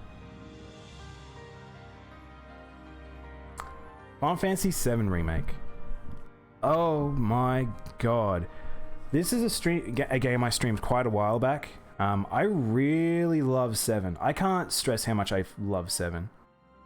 I'm a massive Final Fantasy fan. 7's really good. 8's my favorite, but 7 is extremely important to me because it was when it came out and I got my first PlayStation. And oh gosh, this game got weird. Armin was there. Now, I will delve slightly into spoiler territory. Armin already knows this, and if you have not played 7 Remake and you don't care, you probably are in the don't care category if you haven't played it by this point. 7 is so near and dear to people. Post 7 we had Advent Children and Crisis Core and all those universal change things that pissed people off. But I don't know if any of them could have pissed them off as much as this fucking game. So this game was not talking about the story, it was fun. It looked nice. It had a whole heap of like interesting personality things. There's a whole heap of extra content in terms of like the story and stuff, because it only takes place in Midgar. Midgar is such a short portion of Final Fantasy VII, and having it fleshed out to this degree was just, how were they going to do it? There's so much extra content. And but yeah, it's weird because this game like had functional, like, so the bad things about it were the fact that the combat wasn't as good as I wanted it to be. The fact that the New Game Plus was terrible. That was so bad in New Game Plus, or a hard mode of it. And there were little bits and pieces in the game where it's like you could just mess it up because, like, say, aerial combat was so poor and stuff like that.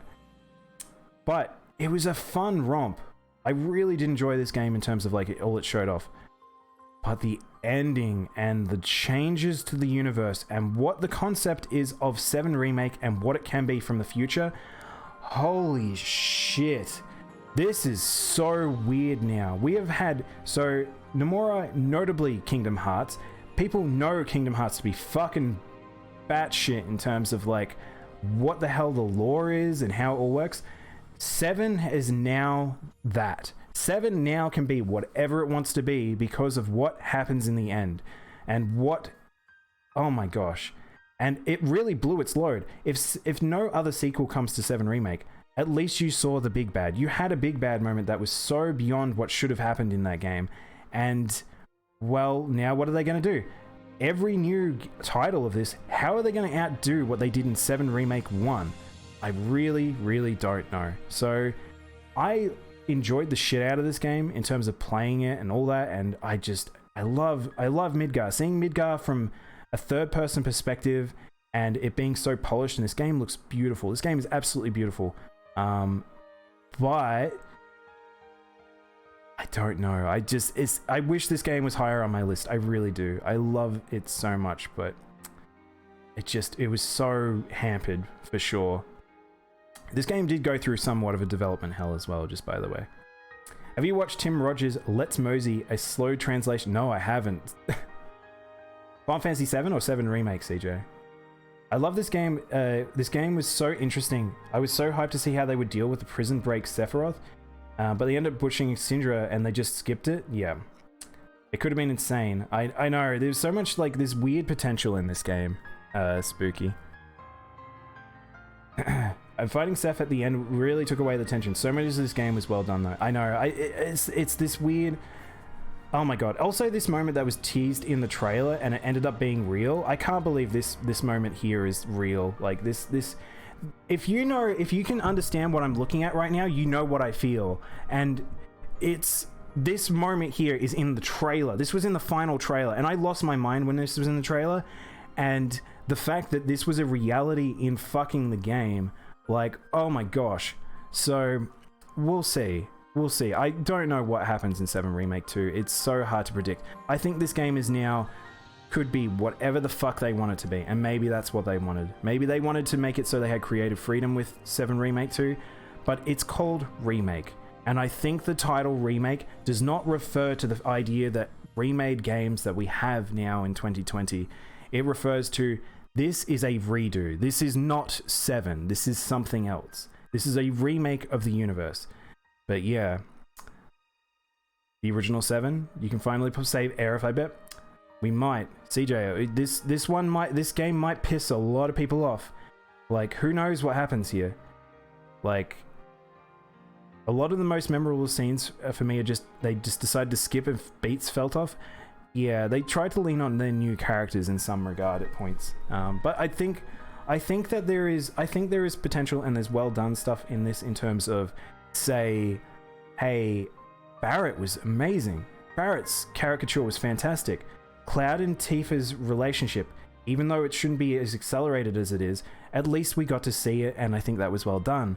I think Aerith was just really fun and bubbly, and actually the dialogue, the conversation between the characters throughout this was impossibly charming. I think they did a very good job with that.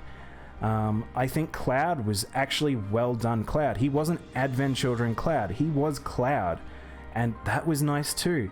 And I think there's stuff here in this game that is to give accolades to, and there's a reason why this didn't really win that many rewards, because it's just fucking weird. This is a weird game. But yeah. Remake. I know. That's I think the same thing, Spooky. I've never played either of these games, but I think I know how Remake ends. You should watch the end of Remake, CJ. It's just balls off the wall, fucking crazy. If you're a fan of Advent Children Crisis Core, you probably know what to expect in some regard, but yeah.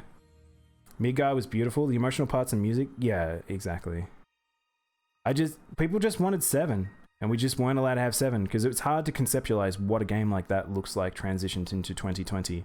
But it certainly wasn't this. This is something else. This is something bizarre. But yeah. This one almost fell into the disappointment category, by the way, guys. But I do like this game. You can watch my stream archive. You can watch my stream archive. I don't know how enjoyable that one would be as a playthrough, but my reactions to the end, I legitimately was so fucking shocked by the end. Like, I lost my mind at certain points there. So, yeah.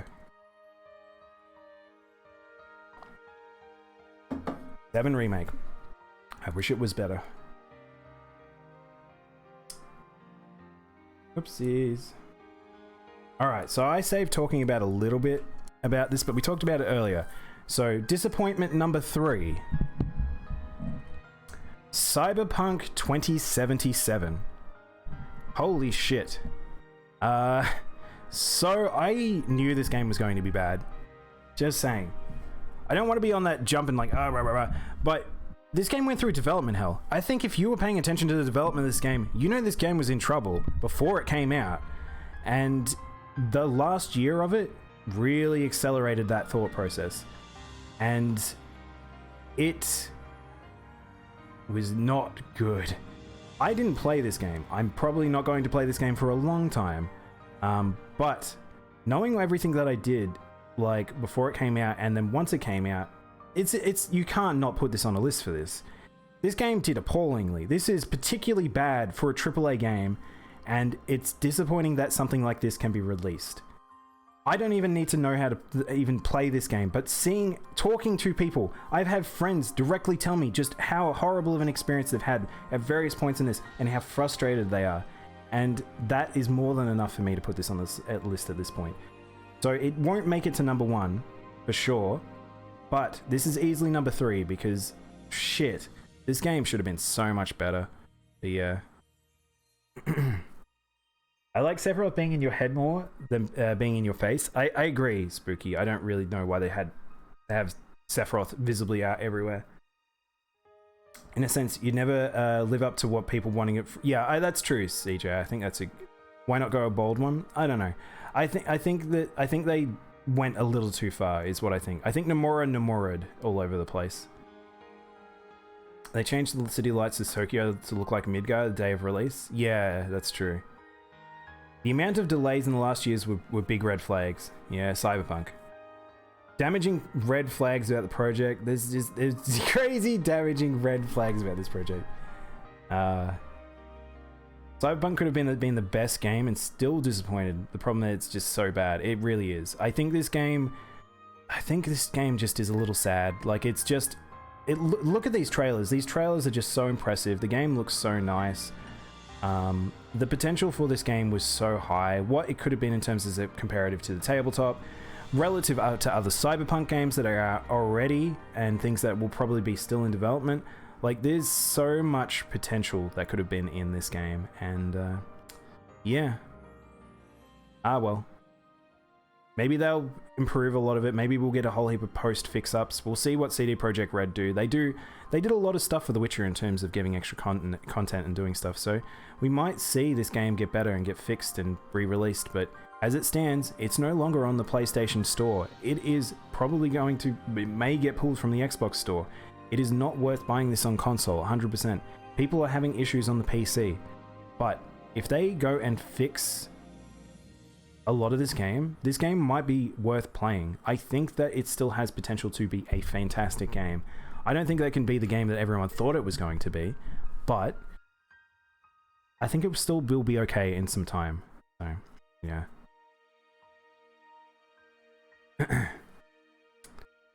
The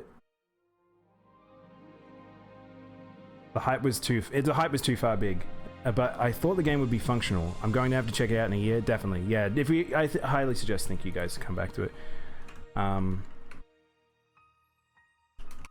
Whoopsies. I just wanted to check something because I just suddenly had a moment that is there a game on my list, not on my list? Okay, good. Yeah, I was worried there that there was a game I didn't list that should have been here. It controls like Fast and the Furious or something. Really? That's so weird. All right, here we go. Number 4, top game.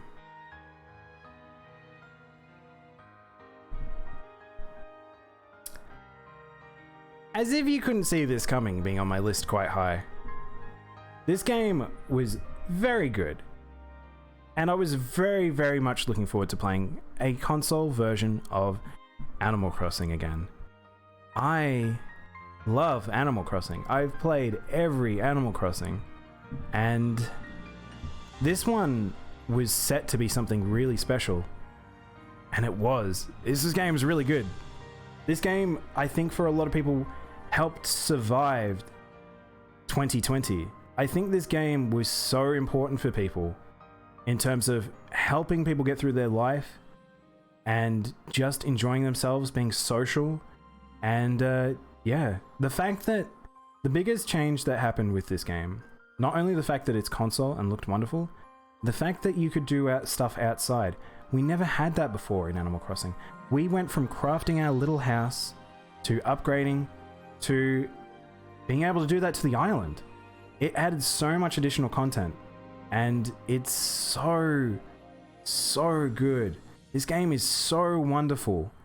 And I think if you have a Switch or you plan to get a Switch, this is the guarantee you get. This is the game you get a Switch for, or you get on a Switch. And yeah. Oh my gosh. Oh, I didn't read it out. Why didn't I read it out? I don't know why I didn't read it out. Thank you, Prince. To the year, to you, to us, to the Sapphires, the best year, the worst year ever. Happy New Year. Happy New Year's, Prince. How you doing, man? So if you guys don't know, me, Prince, and the rest of the Sapphires will be doing a Monster Hunter special today, and we're going to do a New Year celebration on stream. So if you would like to join us soon, I don't actually know how much longer I'm going to go for. Probably around 3, maybe. So I'm going to do like another 30 minutes or so. Or I might be able to swap over soonish, actually. But I was actually planning... So ironically, we just finished watching the trailer Animal Crossing. I did want to do Animal Crossing New Year, but I don't think I'm going to have enough time today. So maybe we can do it tomorrow.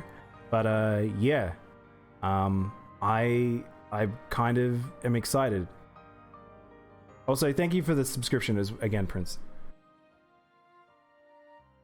But yeah. I think, where am I up to? We'll do alternating from this point. So, next, this is number 3. This is my top 3rd game of the year, by the way, guys. Top 3rd game of the year. Also, I think I missed some messages. This is for AC. Who's that? Oh, it's a shout out for Prince. Now myself and Gabriel are running. Oh, I like that Prince is nice and Sword and Shield. loud. I can hear him. Yeah, I remember I had to fight to not be an ESL. Oh, we get a little Gabe voice. Grammar test, and they told me that Oh, no worries then. it's like Oh. much better than like a normal like American, you know, like how they would score in it. So I think that we learned Give me a chance to breathe. very well in the yeah, it's really just like the way we say words is a little different. So yeah, definitely accent there. I can't wait to see what's the number 1. My girlfriend just forced me to eat a cold hot dog. Ugh. Oh, the cold Frankfurts, they're okay. But I don't know. I don't know if that's what I would eat. The big version of... This game has a lot of what you for what you're putting into it. It was so fun. This is how I dated my girlfriend. Shit, spooky, really? Oh, that's so cute. Oh, that's so good. I love that's how you dated in Animal Crossing. That's so good. I love that. Congrats, Spooks. But yeah, Animal Crossing is amazing. I'm actually now having a visual glitch I'm actually having a visual glitch currently with... There we go. I think I fixed it. Alright. There we go. A huge storm rainfall coming. Temperature's going to tank soon. Oh, okay. Yeah, it's quite warm right now, so I might have to open up a window or something. Lord of Milky Moments. Alright. Number 3. Top third game. This is my top third game of the year. Team Ninja's Nioh 2. Nioh 2 is fucking amazing. I love Nioh, guys. You know I love Souls. You know I love RPGs. There's no way I wouldn't love Nioh. And Nioh 2 is really, really good. It's a good sequel. I really, really love this game. I think the story is really well done. I think it's fun to go through the history of Japan. I think redos... Like, you get to fight with Nobunaga. And it's, like, so fun to play this game. And this is a really good co-op game. And, yeah. You got to lurk. No problem, CJ. Thanks for hanging out, man. But, yeah. Well, CJ's going to miss number 1. That's funny. Cute. Thanks, Brits. But yeah, like Nioh 2 is definitely the game that I played a lot of post-game of. Unfortunately, the I would say making builds suck. The post-game is not good. Just in terms of like trying to max out, get stronger and all that stuff. Making real builds kind of sucks. God, we're just in noise mode now. But yeah. Oh my god, there's massive spoilers in that trailer. Just William being there is really funny. But yeah, if you like Dark Souls, if you like action games, if you like ARPGs, if you like making builds and getting gear... God. I feel like I need to put Prince and Armin in timeout corner.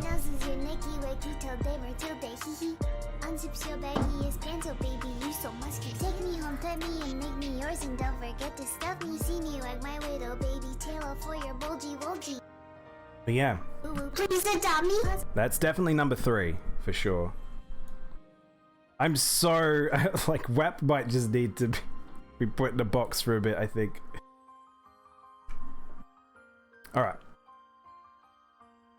this is number 2 most disappointed.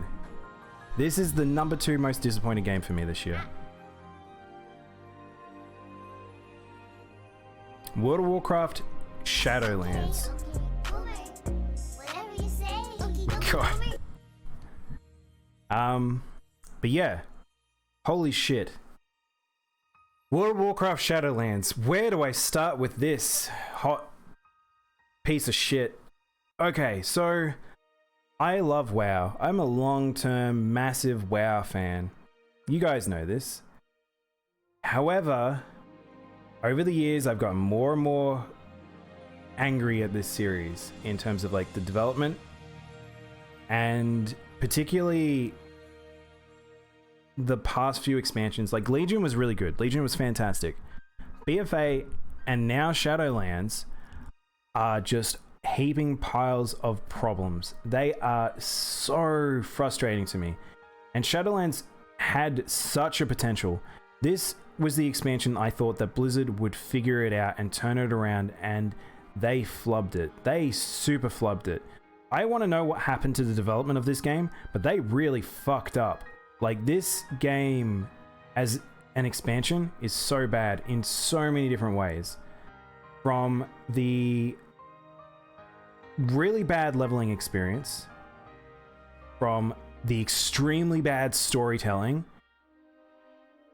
from the changes with the level squash and how some abilities work, the fact that they are more heavier than ever leaning on dailies and time gating, and it is just what WoW is now. What WoW is not what I want WoW to be. It's so frustrating. I have friends that are super excited by the expansion. They think this is their best expansion ever. They love it so much. In a game where we have been put into hell. Also, hey Diana, sorry, I'm in rant mode. Happy New Year. Don't worry, we'll get into good stuff soon. This particular expansion was very open. They could do almost whatever they want. We're going to the underworld. They could just go crazy with lore and all this stuff. It is so bland. I can't express just how bland and boring and tropey, and there's just so much. There's some fun little elements like Torghast and things like that, but it's like, this game is just frustrating to play now. Like, I definitely one of those things as well, because I spoke to some friends about it, and there's that thing of like, why play it now? What's the point in playing this right now? Because with how time gating works in the dailies and stuff, we could just return in a couple of months' time and just get given a whole heap of free shit and just completely skip all the grind. There is no point to playing the game right now unless you are hungry, particularly for raiding or for doing post-game content such as like getting really good times in Mythics or PvP. Like, you have to be very specific in terms of how you enjoy it. And that's the problem, because you have to play by their rules. You have to play how they want you to play. And that's what makes modern WoW so frustrating to me. Where I used to have a bit of freedom, I could play how I want, but not anymore. Everything is just so bland and everything is so non-experienced. It's designed for these very particular playstyles, which I do not give a shit about anymore or ever, and it's just disappointing. But also, this character can fuck right off. I'm so over Sylvanas. They're trying to do a redemption arc for people. Like, I can't express how frustrated I am with the writers of WoW. But yeah, there we go. Got that off my chest. That was number 2 disappointment, by the way. So let's see what was my number 2 best game of the year in contrast.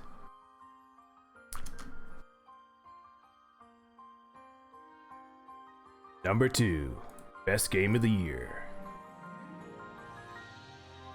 As if you didn't see this coming, this is pretty high up here. It's Demon Souls. I love Demon Souls. I love Souls games. Souls games are crack to me. I love them so much. I love an action game that has amazing RPG components. However, I can't put this as number 1 for sure, because of the fact that this game is it's a remake. At the end of the day, this is a remake. This isn't a new game. This is a game that's been out before, and I love this game. But I can't give it to number 1. As much as Bluepoint have done a wonderful job with it, and it's just an enjoyable experience, it's still Demon Souls. And Demon Souls is a rough game at points, and it's a game that we've already seen before. So I can't give it a number 1, but it's definitely wonderful to play. It looks great. It plays well. It really expresses just how good the starting of generation of the PS5 is in terms of visuals. But it's one of those things, and I personally, I got my PS5 in a sense mostly for this game, but I wouldn't suggest other people doing the same. However, I really fucking love this game. I can't wait to finish it. I will be doing New Game Plus. I'll be doing New Game Plus. I'll be playing this game a lot. Off stream, on stream. Just get used to it. But yeah, Demon Souls really fucking good. Definitely my number 2. Hey Phantoms, Happy New Year. How you doing? We're literally talking about Demon Souls right now. A Hat in Time. It's Hat in Time should be number 1. Is that what you're saying? Oh my god. New Year's milky moment. No, hold on, Prince. I'll do that later when we're doing the New Year's stuff. I won't do it right now. Can't be about here trying to fool me into Hat in Time mods, make it look like Demon Souls. You're onto me. You got me, Armin. You got me. I want you to save it for later? Alright. Hold tight. When are you starting, Prince? Are you starting in like 30 minutes, or when are you starting? Next up. Biggest disappointment of the year. This is easily my biggest disappointment of the year. The thing that makes me probably the most angry in the year. Final Fantasy Crystal Chronicles Remastered. Now, I know it's not fair necessarily to put a game that I had already played eons ago on here, but you are starting about 30 minutes? Alright, cool. So, Final Fantasy Crystal Chronicles Remake. Where do I begin with this thing? Square Enix brought back a game from the GameCube era. I loved Crystal Chronicles. I played a shit ton of it with my brother. It is a wonderful multiplayer game. I played it with friends as well. Like, it's... As a multiplayer experience, it is one of the most fun multiplayer experience games I've ever played. It's very simple, but it's just wonderful time. I couldn't wait for this to come out to share with friends. We talked this up, me and my friends talked this up for the past couple of years to play together online, because this was a game that I was so ready to play with friends online. And then it came out. We did not know what form it would take in terms of online and all that sort of stuff. This is a game, by the way, that you really only can play it online. It's the story content is designed to be made with multiplayer in mind. It doesn't really work very well in single player. It kind of is a bit weird.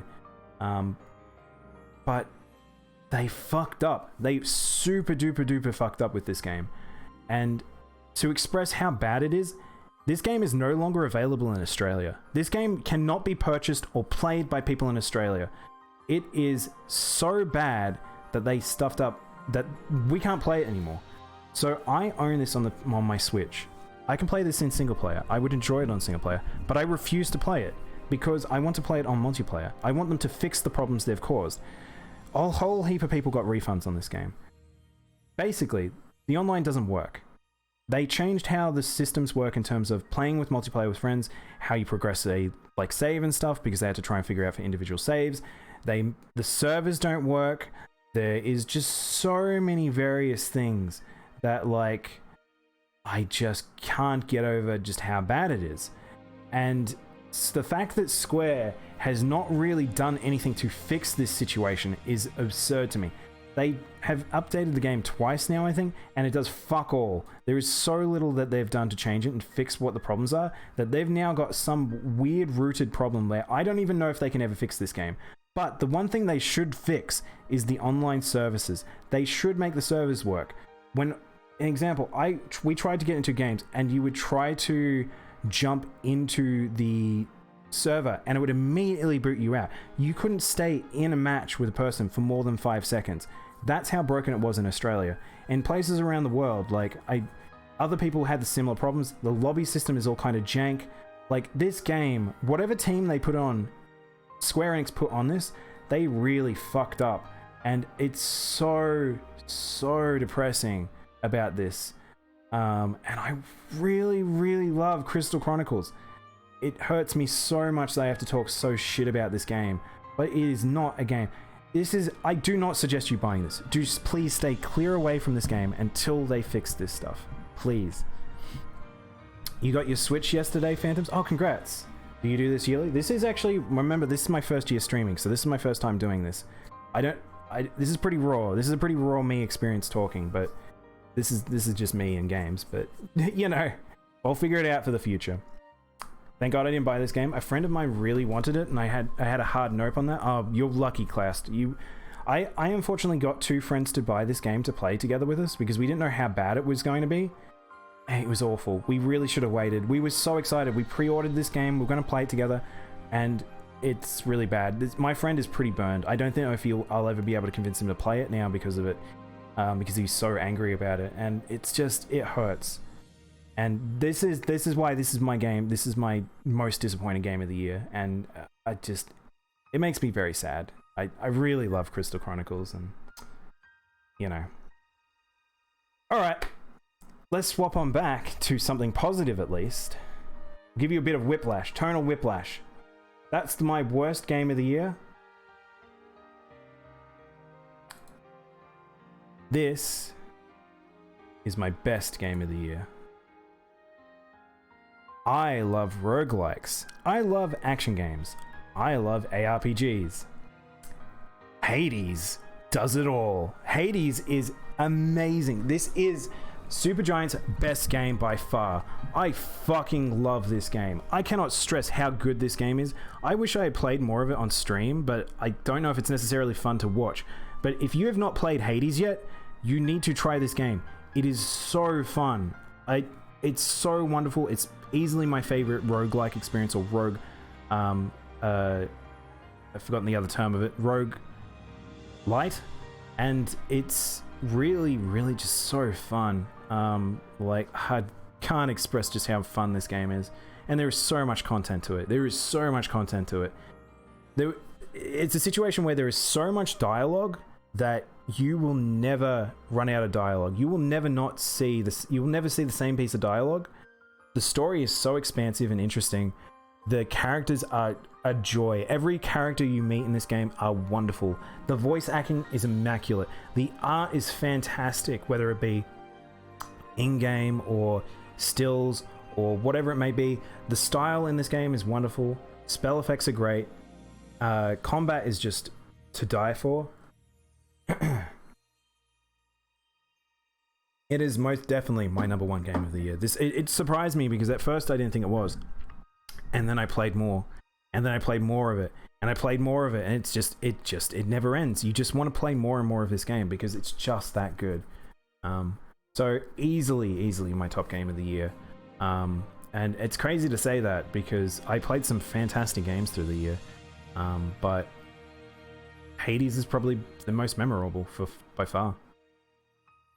It reminded me that FF14, so I suggested that instead. Yeah, 14 is definitely a better way to go instead of Crystal Chronicles. You're gonna go sleep. Have a good stream and Happy New Year. Happy New Year, Alex. Have a wonderful New Year, man. Thanks for hanging out. You love Megara. Megara's voice gives you chills. She's really cool. Megara's voice acting is wonderful. Megara could peg me. God. Some chocolate peanut butter gelato. Oh, nice. If Rise released this year, it would have been your #1 guaranteed. Probably would have been. The funny thing is, when I was writing this list, Phantoms, I was like, did Iceborne come out this year? Because I played a lot of Iceborne. Iceborne's probably the game I played the most this year, but it released last year. There's quite a few games I was almost going to put on this list, and I was like, wait, hang on, is that 2019 or 2020? And yeah, definitely, a lot of them were 2019 games that happened either in September or October. So I'm kind of warped. This year's like a weird one in terms of timing. Also, why is this now sped up? This trailer feels really fast for some reason. But yeah, 80s easily was the 2020 game of 2020. And there's a reason why they won so many awards, because it's just so wonderful. Again, so if you guys have, and it's on I think it's on all platforms maybe, but if you haven't played it on any platform, just go check it out. Like, it's well worth your time. And for an indie game, it has so much polish, so much love, so much charm, so much just raw enjoyment that can be in it, that, yeah, easy #1. But yeah, I think that's everything. We got through everything. Holy shit. So that was a year in review. Now, I don't know if that was the best way to do it, but that was a way I did it. I wish I had noticed that text was centered and when it wasn't. It isn't on PS4 or Xbox. Oh, isn't it? Oh shit. Okay, then at least on PC and Switch, you can get on those two at least, which are the important platforms. So, yeah, that was a wonderful review. Thank you, Rainbow. That was very raw. I had no idea how I was going to do that. I thought the best way to do it is maybe just have trailers playing in the background while I talked over it. I wish that my face could move today. I don't know what's up with my camera. It's completely balked. But, yeah. I'm glad you guys liked it, though. Like I said, I can talk endless for games, and I play so much stuff that it's like, I have an opinion on a lot of things, and, I feel like I need to talk. I feel like I need to get it out there. As much as you guys may not want to listen, I want to talk at you. I'm just going to talk at you. But, yeah. This was a really fun year of gaming. And, again, I can't stress, my biggest event, the biggest thing out of this entire year is that I started streaming this year. I got to start streaming and started hanging out with you all, and I got to try and do all this creative, silly stuff and all this sort of thing because of you guys. And I really, that is to me the biggest part of 2020 for me. Even if it wasn't like despite like all the games and everything like that, it definitely is my favorite thing of this year. Like 2020 has been a hard year for a lot of people.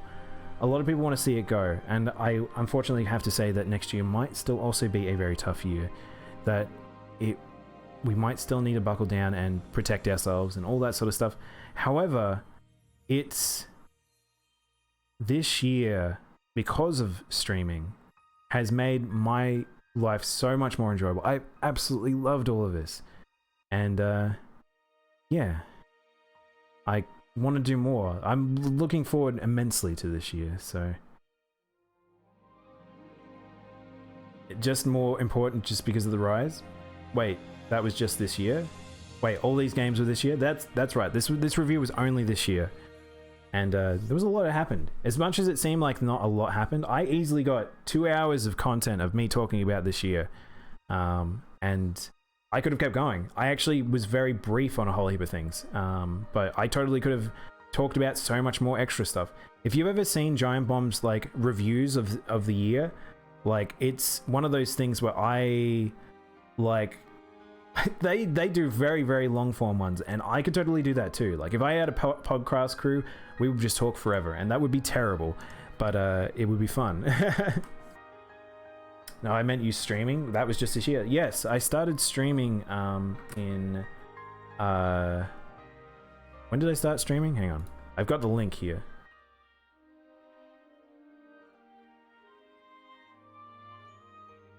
We can watch my first stream. Do you want to watch my first stream?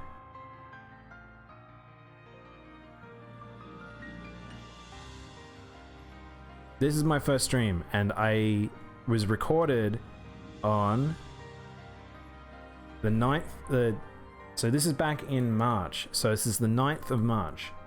So I've almost been streaming for a year. Shit, that's a little scary. Almost a year. And yeah, I started with a game that I was really wanting to play, and I love Zelda. And well, you guys know I've played a few Zeldas on stream now. But yeah, this was a really fun one to play, and can't wait to do more, really. But let's listen to this big dum dum. You want to hear my first words on stream? I remember being so nervous when I started this up, because I restarted it multiple times.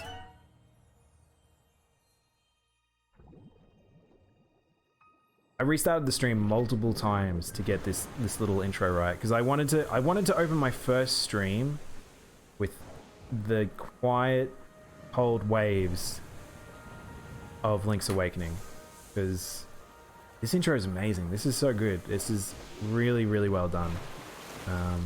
Again, this game didn't come out in 2020, but I was very excited to play it. You've been here since almost the beginning.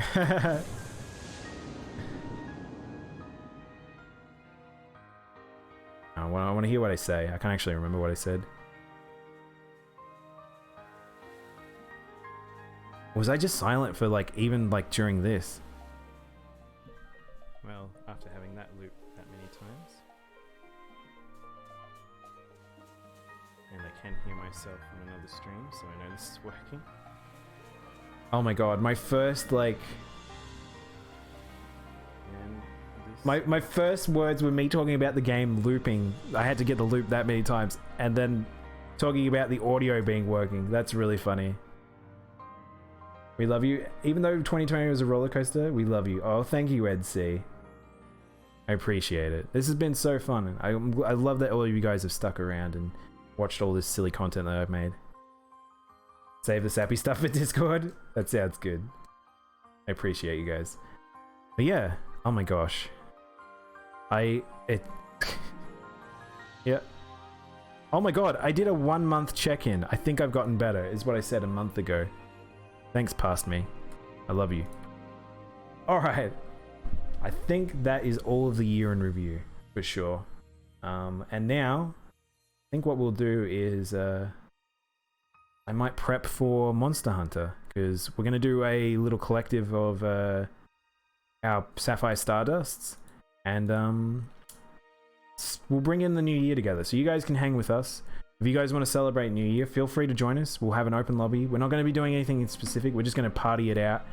And yeah, I think that'll be fun. I'm so glad I found you in this community. Next year will still be difficult, but I'm excited where we go from here. I agree, Phantoms. I'm very excited for next year. This year, I guess. This year for me, next year for you guys. But from the future, it's looking pretty good. Just gonna say. I'm back from yelling at my neighbors. Oh my gosh.